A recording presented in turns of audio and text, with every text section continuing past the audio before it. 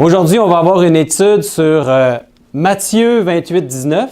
On va prendre le texte de Matthieu 28, 19. Il est écrit « Allez, faites de toutes les nations des disciples, les baptisant au nom du Père, du Fils et du Saint-Esprit. » Donc, on va essayer de voir la signification biblique de ce verset. C'est un texte qui est très utilisé pour prouver le concept de Trinité, pour expliquer Dieu. Mais on l'a vu dans plusieurs messages qu'on a fait ici, que ce concept-là de Trinité, ce n'est pas un concept qui tient la route au niveau biblique. La relation Père-Fils dans la divinité devrait être comprise dans un sens métaphorique et non dans un sens littéral. La relation entre le Père et le Fils et l'Esprit, c'est métaphorique, l'idée de cette relation Père-Fils. Car un enfant nous est né, un fils nous est donné, et la domination reposera sur son épaule. On l'appellera admirable conseiller, Dieu puissant, Père éternel, Prince de la paix. Jésus est la même personne que le Père ou l'Esprit. Ce sont là des descriptions de Jésus, du Sauveur, de sa divinité.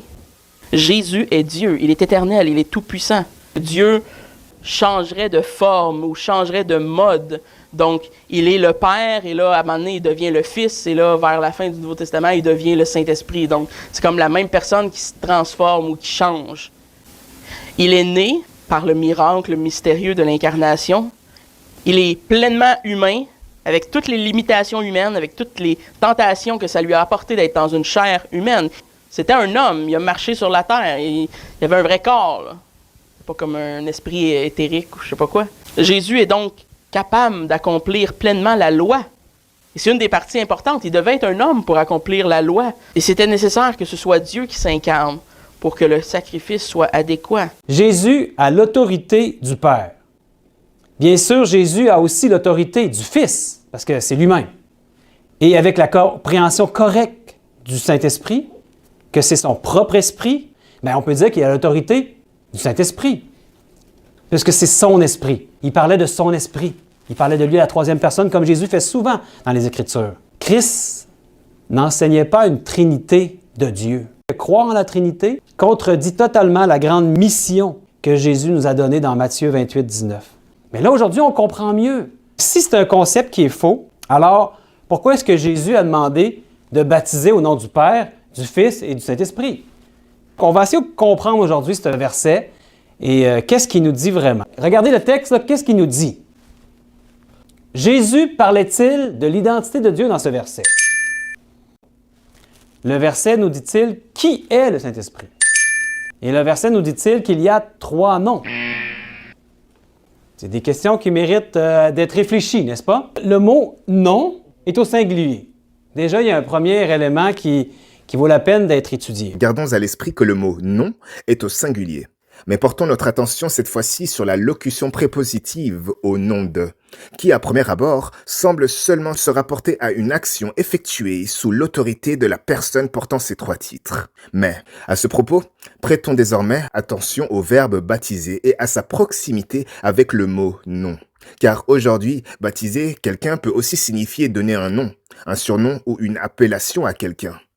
Et même si ce n'était pas le cas à l'époque où le Seigneur a prononcé ces paroles, n'oublions pas que la parole ou le verbe est Dieu et que Dieu est intemporel et omniscient, ce qui signifie que rien ne l'empêchait d'y attribuer cette signification pour la compréhension des générations futures dont nous faisons partie. Ainsi, voici à présent le questionnement que j'ai formulé à l'intelligence artificielle de Google qui m'a apporté une réponse qui me permet d'attribuer un tout nouveau sens cohérent à ce passage.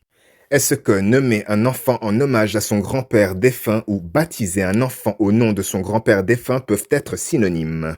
Oui, nommer un enfant en hommage et baptiser un enfant au nom d'un grand-père défunt peuvent être synonymes dans le sens où les 2 actions impliquent de transmettre le prénom du défunt à la nouvelle génération, souvent pour honorer sa mémoire. Donc, si vous avez bien compris l'autre lecture qu'offre ce verset à notre époque, vous trouverez le sens caché de ce verset et comprendrez que le Christ a demandé à ses disciples de transmettre aux générations futures le prénom du Père, du Fils et du Saint-Esprit, qui sont la même personne. Le Père, le Fils ou le Saint-Esprit ne sont que des titres. Le Saint-Esprit ou Dieu le Père ne porte pas de prénom ou de nom de famille classique puisqu'ils n'ont jamais été baptisés d'un nom à la naissance par des parents, sauf le Fils. Ce qui veut dire que l'unique véritable nom du Seigneur, c'est Jésus. Le nom qui a porté l'incarnation de l'Esprit de Dieu sur terre. Philippiens chapitre 2 versets 5 à 11. Ayez en vous les sentiments qui étaient en Jésus-Christ, lequel, existant en forme de Dieu, n'a point regardé comme une proie à arracher d'être égal avec Dieu, mais s'est dépouillé lui-même en prenant une forme de serviteur, en devenant semblable aux hommes, et ayant paru comme un simple homme. Il s'est humilié lui-même, se rendant obéissant jusqu'à la mort, même jusqu'à la mort de la croix. C'est pourquoi aussi Dieu l'a souverainement élevé, et lui a donné le nom qui est au-dessus de tout nom, afin qu'au nom de Jésus, tout genou fléchisse dans les cieux, sur la terre et sous la terre, et que toute langue confesse que Jésus-Christ est Seigneur à la gloire de Dieu le Père. Mais qu'est-ce qu'il veut dire ce passage? Comment est-ce qu'il a été compris quand Jésus a prononcé ces paroles? Il y a des gens qui étaient là, qui l'ont entendu. Comment est-ce qu'eux l'ont compris? Bien, la réponse est vraiment facile à trouver quand on étudie le livre des Actes. Nous constatons, quand on regarde dans le livre des Actes, que tous les baptêmes qui ont été enregistrés ont été exécutés au nom de Jésus, et non au nom du Père, du Fils et du Saint-Esprit. Acte 8,16 nous dit qu'ils avaient seulement été baptisés au nom du Seigneur Jésus. Acte 10,48 nous dit « Et il ordonna qu'ils fussent baptisés au nom du Seigneur. » Et Acte 19,5 dit « Sur ces paroles, ils furent baptisés au nom de qui? Du Père, du Fils et du Saint-Esprit? Non, au nom du Seigneur Jésus. » Bon. Intéressant de voir que les disciples ont baptisé au nom de Jésus. Et si vous vous rappelez aussi, quand Pierre et Jean ont été enlevés pour aller en prison, qu'est-ce que le Sanhédrin a demandé à Pierre? En quel nom vous baptisez? Pierre a dit, on fait tout au nom et par le nom de Jésus. Baptisez-les au nom du Père, du Fils et du Saint-Esprit. Ça représente Jésus. C'est pour ça que les disciples ont baptisé au nom de Jésus. C'est pour cette raison que le mot « nom » est au singulier dans Matthieu 28, 19. Est-ce que les disciples auraient mal compris l'ordre de Jésus? Pensez-vous? Ont-ils eu tort de baptiser les gens au nom du Seigneur seul? Moi, je suis convaincu que non. Convaincu que non. Si c'est arrivé une fois, mais c'est arrivé à chaque fois. Il n'y a aucune fois, je vous mets au défi de trouver un endroit où il y a un baptême au nom du Père, du Fils et du Saint-Esprit, vous ne le trouverez pas. Il ne voyait aucune différence entre baptiser au nom du Seigneur ou au nom du Fils, du Père et du Saint-Esprit. Mais je suis convaincu qu'ils ne se sont pas trompés, les disciples. Moi, je pense que les disciples avaient une meilleure compréhension que beaucoup de chrétiens aujourd'hui par rapport à ce commandement que Jésus nous a donné, d'aller de baptiser. C'est selon moi la raison pour laquelle, dans le verset suivant, Jésus dit aux disciples « Et enseignez-leur à observer tout ce que je vous ai prescrit. Et voici, je suis avec vous tous les jours jusqu'à la fin du monde. » Notez que le Christ souhaite que nous observions ses instructions ou enseignements. Observer signifie d'étudier ou d'examiner avec attention. Autrement dit, le Messie nous suggère de lire entre les lignes et à cet effet, une première chose me paraît claire ici, étant donné que ces paroles ont été prononcées par le Seigneur après sa mort et avant son ascension finale dans les cieux. Cette chose, c'est que Jésus nous apprend qu'il est le Saint-Esprit omniprésent et que cet état d'omniprésence spirituelle touchera à sa fin lors des derniers jours que l'on nomme l'Apocalypse, signifiant révélation. Car la locution prépositive « jusqu'à » implique une limitation à son statut d'Esprit Saint. Par conséquent, cela voudrait dire que le Christ annonçait déjà son retour. Et donc, puisque Dieu est né la première fois sous forme humaine, on peut s'attendre à sa renaissance durant les temps de la révélation. Encore un peu de temps et vous ne me verrez plus. Et puis encore un peu de temps et vous me verrez. Certains de ses disciples se demandèrent entre eux « Qu'est-ce que ça veut dire ? Il nous annonce que dans très peu de temps nous ne le verrons plus et qu'ensuite très peu de temps après nous le verrons. Que signifie son « encore un peu de temps » ? Nous ne savons de quoi il veut parler. Jésus comprit qu'il voulait l'interroger. J'ai dit, encore un peu de temps et vous ne me verrez plus. Et puis encore un peu de temps et vous me verrez. Est-ce bien à ce sujet que vous vous posez des questions? En vérité, je vous le dis, vous pleurerez et vous lamenterez, mais le monde se réjouira. Vous serez triste, mais votre tristesse se changera en joie. Quand une femme est prête à accoucher, elle est triste parce que le temps de sa souffrance est venu, mais une fois que le bébé est né, elle oublie sa souffrance. Parce qu'elle est heureuse d'avoir mis au monde un nouveau-né. C'est la même chose. Aujourd'hui, vous êtes tristesse, mais un jour, je vous reverrai, et vos cœurs se rempliront de joie. En vérité, je te le dis, personne ne peut voir le royaume de Dieu s'il ne naît pas de nouveau. Et comment un homme adulte peut-il renaître? Il ne peut pas retourner dans le ventre de sa mère pour naître une seconde fois. Ne sois pas surpris, parce que je te dis qu'il vous faut tous renaître. En vérité, je te le dis, Il en va de même pour celui qui naît de l'Esprit Saint. Comment cela est-il possible? Tu es un grand maître en Israël et tu ne connais pas ces choses-là. Je dis tout cela pendant que je suis encore avec vous. Celui qui vient vous aider, l'Esprit Saint que le Père enverra en mon nom, vous enseignera tout et vous rappellera tout ce que je vous ai dit. Ne soyez ni inquiets ni troublés. N'ayez pas peur. Vous m'avez entendu dire, je m'en vais, mais je reviendrai vers vous. Étant donné que Jésus annonce ici son retour sous forme humaine, nous pouvons aussi dire que Jésus demande aux apôtres de transmettre le nouveau prénom qu'il portera lors de son retour parmi nous, ce qui signifie que la Bible devrait contenir des indices à ce sujet. Plusieurs ne le savent peut-être pas, mais Apocalypse chapitre 3 verset 12 parle bien du nom nouveau de Jésus. Il est donc crucial pour nous de connaître ce nom nouveau aujourd'hui. Alors, lisons rapidement Apocalypse chapitre 3 verset 12. Jésus a dit cette promesse dans Apocalypse 3,12. « Celui qui vaincra, je ferai de lui une colonne dans le temple de mon Dieu. Il n'en sortira plus. J'écrirai sur lui le nom de mon Dieu et le nom de la ville de mon Dieu, de la nouvelle Jérusalem qui descend du ciel d'auprès de mon Dieu, et mon nom nouveau. » Donc ici, le Seigneur nous parle bien de son nom nouveau. Ce nom est donné au Sauveur dans Ésaïe 9, verset 6, « Car un enfant nous est né, un fils nous est donné, et la domination reposera sur son épaule. On l'appellera admirable conseiller, Dieu puissant, Père éternel, Prince de la paix. » Amen. Que le Seigneur bénisse sa parole. On va prendre un temps pour prier. Merci, Père, de nous avoir donné ton Fils, Jésus-Christ, ce Messie qui est annoncé dans les paroles d'Ésaïe. Donne-nous ce matin d'ouvrir notre intelligence pour que l'on puisse comprendre, Seigneur, la pertinence de ces quelques passages pour nous. Et donc, ce passage est clairement un passage de prophétie messianique. Elle annonce la venue de nul autre que Jésus-Christ, entre autres les noms qui lui sont donnés à la fin du passage, mais un jour viendra encore à venir où Jésus va revenir. Et c'est dans ce contexte que la vraie bonne nouvelle de l'incarnation nous est annoncée. Et le prophète Ésaïe commence son annonce du Messie comme ceci. « Car un enfant nous est né, un fils nous est donné. » Des paroles qui sont évidemment très connues. C'est une expression qui est consistante avec tout ce que la parole de Dieu nous apprend sur la personne de Christ. Ces deux expressions, « il nous est né » et « il nous est donné », font pleinement sens, ils font pleinement du sens. Jean 3,16, hein? Il est dit, car Dieu a tant aimé le monde, qu'il a donné son Fils unique, c'est pas très révélateur, mais le Fils unique, afin que quiconque croit en lui ne périsse point, mais qu'il ait la vie éternelle. C'est l'Évangile résumé en quelques mots. Donc, lorsque Jésus a dit dans Matthieu 28, 19, « Enseignez toutes les nations », bien, qu'est-ce qu'il nous a chargé d'enseigner? Bien, que Dieu a tant aimé le monde qu'il a donné son seul Fils engendré. Romains chapitre 6, verset 23. Car le salaire du péché, c'est la mort, mais le don gratuit de Dieu, c'est la vie éternelle en Jésus-Christ. Éphésiens chapitre 2, verset 8. Car c'est par la grâce que vous êtes sauvés, par le moyen de la foi. Et cela ne vient pas de vous, c'est le don de Dieu. Tout le monde connaît Jean 3,16, n'est-ce pas? Ça, c'est un verset qu'on connaît bien. Dieu nous aime, il a donné son Fils. Réfléchissons bien à la chose.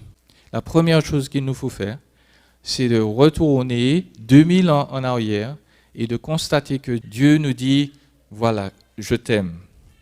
Et notez que Dieu n'a pas attendu notre époque pour nous le dire. Ça fait très longtemps qu'il nous le dit. Dieu répond. Et sa réponse, c'est de nous offrir un cadeau. Il a donné son Fils unique. Ça, c'est une donnée vraiment, vraiment, vraiment importante. Ce verset que vous connaissez bien doit vous rappeler Dieu m'aime. Comment je le sais? Je le sais parce que Jésus est venu. Dieu m'aime de cette manière. Ça, c'est l'assurance que Jésus nous donne. Jésus, c'est le plus beau cadeau de Dieu. Et puis, Jésus accepte aussi de nous donner un cadeau. Et ce cadeau-là, c'est sa perfection.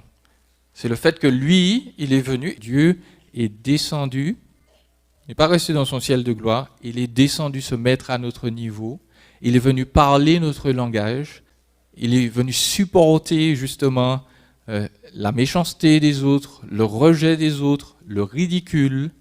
Il est venu avoir chaud, avoir soif. Donne-moi à boire. Comment toi, qui es juif, tu me demandes à boire à moi qui suis une femme samaritaine? Les Juifs n'ont pas de relation avec les Samaritains.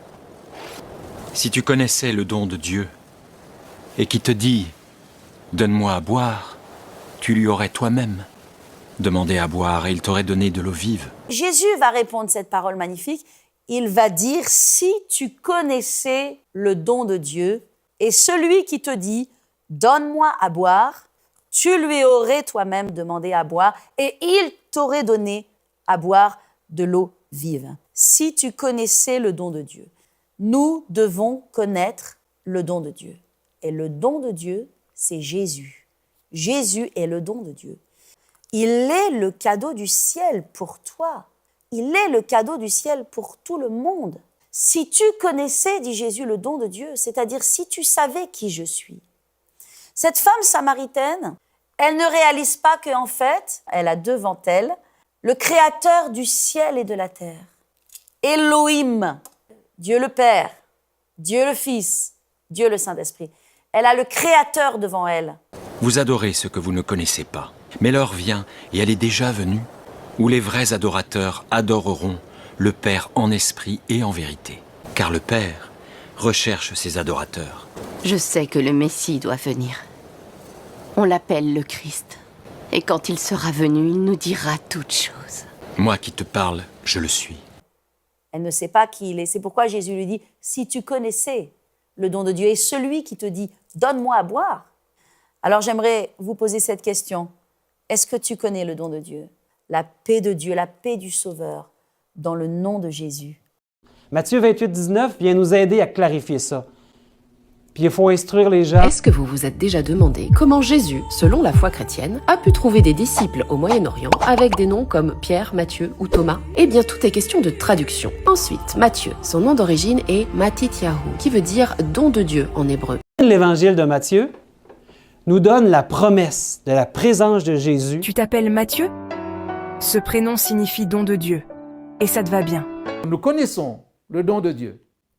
Nous connaissons Jésus, le don suprême de Dieu, le don le plus précieux que le Père Céleste a envoyé sur cette planète. Pour reconnaître Jésus, quand il t'appelle, quand il te parle, il faut au préalable le connaître. C'est comme pour les amis. Tu entends une voix, tu reconnais cette voix parce que tu la connais déjà.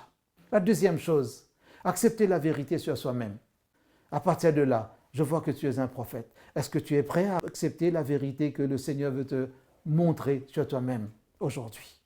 Si tu connaissais le don de Dieu, et qui est celui qui te parle, c'est toi. Père juste, le monde ne te connaît pas, mais moi je te connais. Tu m'as donné. Parce que tu m'as aimé avant la création du monde. En vérité, je vous le dis, le Père vous donnera tout ce que vous lui demanderez en mon nom. Et moi, je demanderai au Père de vous donner un autre défenseur de sa cause, afin qu'il reste pour toujours avec vous. C'est l'esprit de vérité, celui que le monde est incapable de recevoir, parce qu'il ne le voit pas et ne le connaît pas. Mais vous, vous le connaissez, parce qu'il demeure avec vous. Il y a cette promesse, je demanderai au Père de vous donner un autre défenseur, pour qu'il soit avec vous pour toujours, l'esprit de la vérité. L'esprit de vérité, le défenseur. Défenseur. Alors, voilà. Dis-moi, c'est quoi ce défenseur? C'est qui plutôt? C'est un autre défenseur. Le premier défenseur, c'est Jésus lui-même. Jésus a défendu la femme adultère. Il a défendu tous les hommes pour venir les sauver. Eh bien, tu vas recevoir un autre défenseur. Le prénom Alexandre vient du grec Alexandros, qui signifie défenseur de l'humanité. Croyez-vous maintenant? Le moment arrive et il est déjà là. Et vous m'aurez laissé seul. Jean 3, 18, celui qui croit en lui n'est point jugé. Mais celui qui ne croit pas est déjà jugé, parce qu'il n'a pas cru. À qui? Au nom du Fils unique de Dieu. Pierre leur dit, repentez-vous, que chacun de vous soit baptisé au nom de Jésus-Christ. Pour le pardon de vos péchés, vous recevrez le don du Saint-Esprit. Chers frères et sœurs, ce n'est pas une affaire d'une importance secondaire, savoir qui est Jésus. Et il s'avère que c'est moi, Matthieu Alexandre.